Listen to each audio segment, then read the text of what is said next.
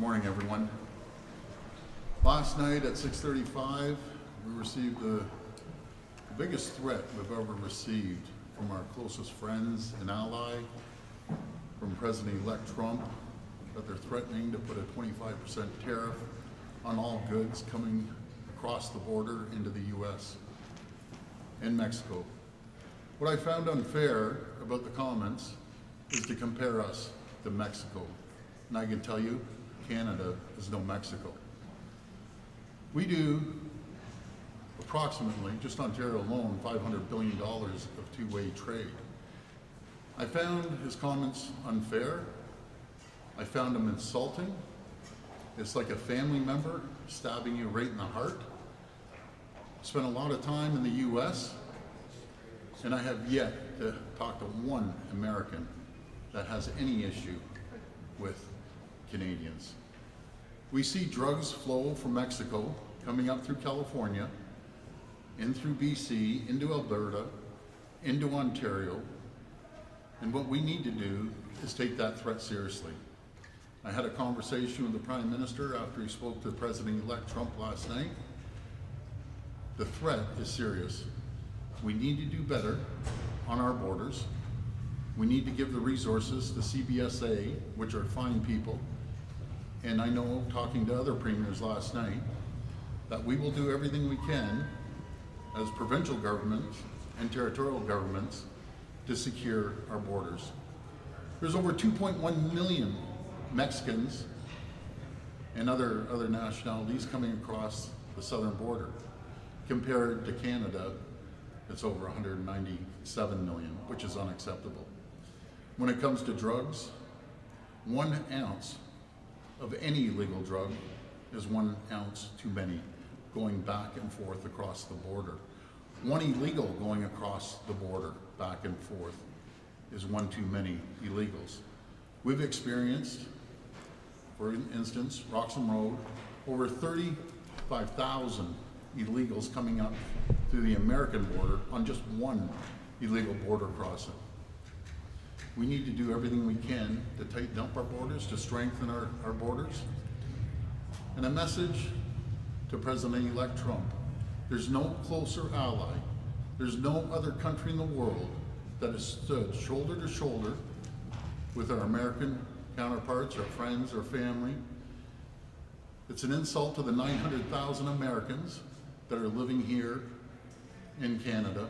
It's an insult to the 9 million Americans that wake up every single morning to produce products to ship up to Ontario alone.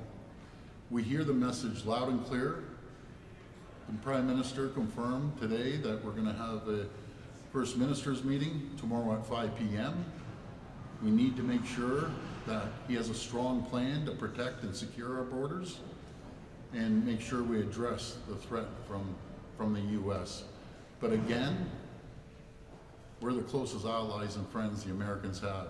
I'm proud to stand in front of our flags of Canada and the U.S.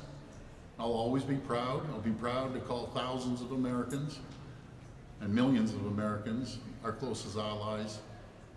And just a reminder to the American people, yes, it will hurt Canada, yes, it will hurt Ontario, but it will hurt Americans.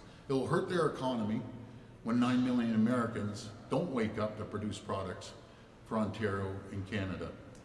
And we want to work together. We are stronger together. At the end of the day, there's no two closer allies, more of an open border than Canada and the U.S. And I want to emphasize, to compare us to Mexico is the most insulting thing I've ever heard from our friends and closest allies, the United States of America. We want to work together. We will work together, and we'll resolve this problem. Premier, do you want to? Would you think that Canada should retaliate in kind if President-elect Trump follows through with this threat? If he's not bluffing, and if he goes forward with a 25% tariff on all Canadian goods going into America, should all American goods be taxed at the same tariff? Well, hopefully we won't come to that, but if it does, there is no choice. We have to retaliate. We have to retaliate. Not against the Americans, the administration that has made a wrong call on this. It's very simple. And you ask any American, and I know thousands of Americans, and endless governors, and senators, and congressmen and women, if they feel Canada is a threat. The answer is no. Can we do a better job? Do we need to do a better job on our borders? 1,000%. But we know that when it comes to illegal drugs, our police services across the country, federally, provincially, and municipally, work with the ATF, the DEA, in making sure that we stop the flow of drugs coming back and forth across the border. Premier, have you tried to speak to President-elect Trump, or do you desire to try and speak to President-elect Trump directly? I have not talked to President-elect Trump or anyone in the administration outside of the governors that have come up here and the senators and the congressmen and women that I've talked to numerous times over the last year. We want a close relationship, but we do have to listen to the threat of too many illegals coming across the border. But there's illegal guns, there's illegal drugs, there's illegals coming across our border, and those guns are being used on heinous crimes coming in from the U.S. So we have to squash the illegal drugs, illegal guns, and the illegals coming across the U.S. into Canada. Tom Holman, the incoming border czar, has said Canada can't be a backdoor entryway to the U.S. When you look at the 82% rise that the Border Protection Service has seen over the last couple of years, to take it to about 198,000 illegals going in, it coincides with our rise in temporary foreign workers, international students. Do you think that system is being abused by people just looking to get into the U.S.? Well, I think there's abuse on both sides. I agree 100%. We have to tighten up our borders on both sides. We have illegals coming in from America into Canada as well. We have to work together. You don't go after each other when we have a serious problem. It's like a family member, and they are a family member. The millions of people that travel down to the U.S., not only to vacation, but to do business. And the millions of Americans that come up to do business day in and day out. We love our American friends, and they love us. And this is no way to treat your closest ally. In saying that, we do have a problem. We need to address that problem. And that's what we're going to be talking to the Prime Minister about, the plan on how to secure our borders as well. When it comes to the auto sector, though, I mean, Mexico, U.S., and Canada are so integrated. A car has to travel across the border 8 times before it's produced. Are you worried that Ontario's competitiveness when it comes to cheaper vehicles is at risk here if you cut out Mexico? Well, they're so intertwined, as you say, Colin, and it'd be very hard to stop that supply chain. It's very similar that 60% of their energy in the U.S., the 4 million barrels of oil that we ship down to the U.S. to keep their economy going, the energy that flows into New York State and New England to keep their lights on day in and day out. Our energy grid here in Ontario can send energy down to Florida. And it wasn't too long ago, just a few weeks ago, or maybe a month ago, when they had a natural disaster in North Carolina. Guess who came to the rescue to support our American friends? We had hydro trucks loaded up going down to North Carolina to get their electricity grid back online. That's what friends do. That's what allies do. They don't turn their back on each other. And we have sent crews down there when they had natural disasters numerous times. We're always there to support our American allies and friends. Are you falling into the same divide and conquer tactics? I'm sorry. What would our economy look like with a 25% tariff? What would it do? Well, it would not be good. It wouldn't be good for the Americans either. 1 in 5 jobs rely on American trade back and forth between the borders. Our critical minerals that we have, they need our critical minerals. They need our nickel. They need our lithium and all the other critical minerals, cobalt. They're in desperate need of cobalt. They need it for their military. They need it to produce products. And they aren't going to make a deal with China. China has 90% of the nickel cornered around the world, but they don't have Ontario's nickel cornered. And the Americans need our critical minerals like they need our energy. And what better friend to support each other than Canada and the U.S.?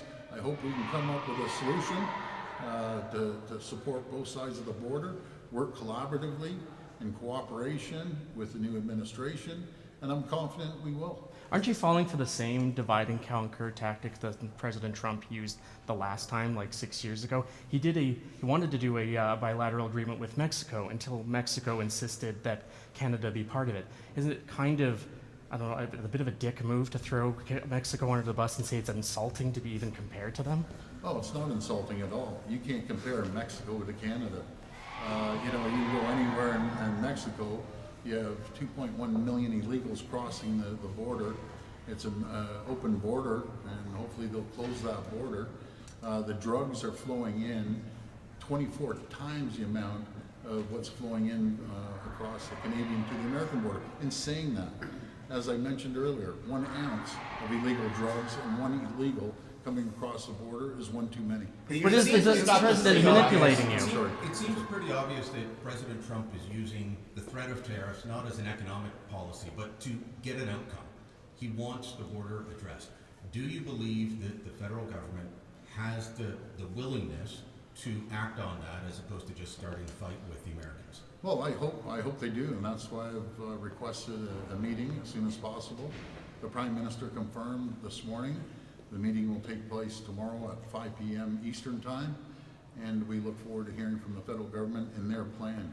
You cannot ignore the threat that we received last night at 6:35 p.m.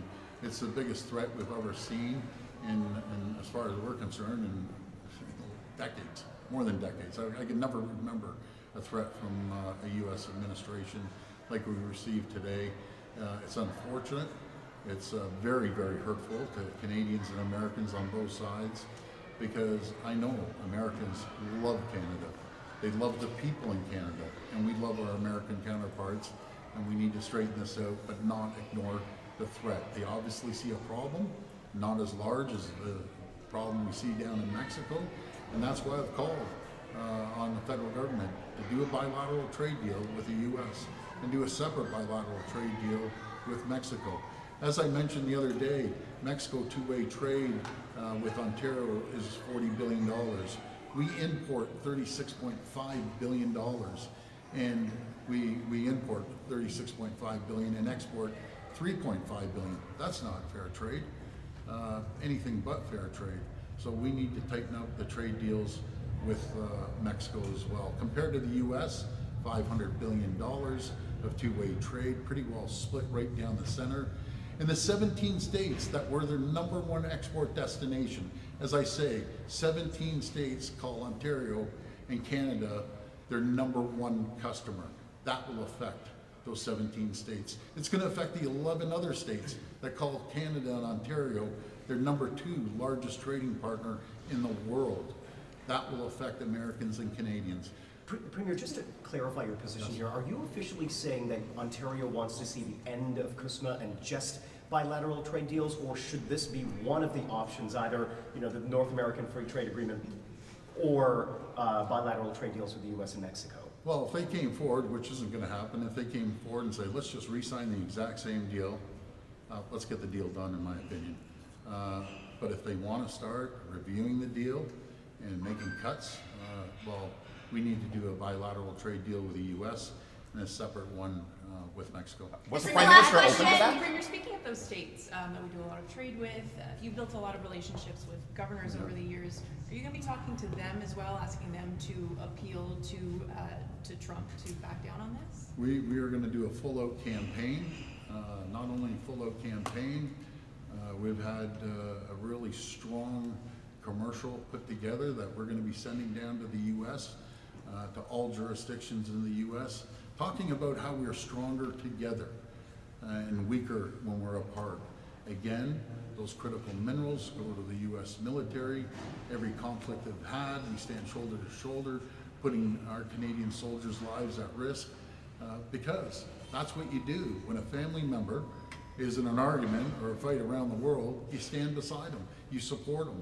So this is a shock that came to us last night at 6:30, and we're going to address that shock. But we do have to address the problem on our border as well, and we're going to do everything we can to make sure that we understand their concerns, address their concerns, and make sure that we have a strong economic tie. Because if all heck breaks loose around the world, which hopefully it never will, who do we turn to and who do they turn to? They turn to Canada for the support, and we turn to them for support.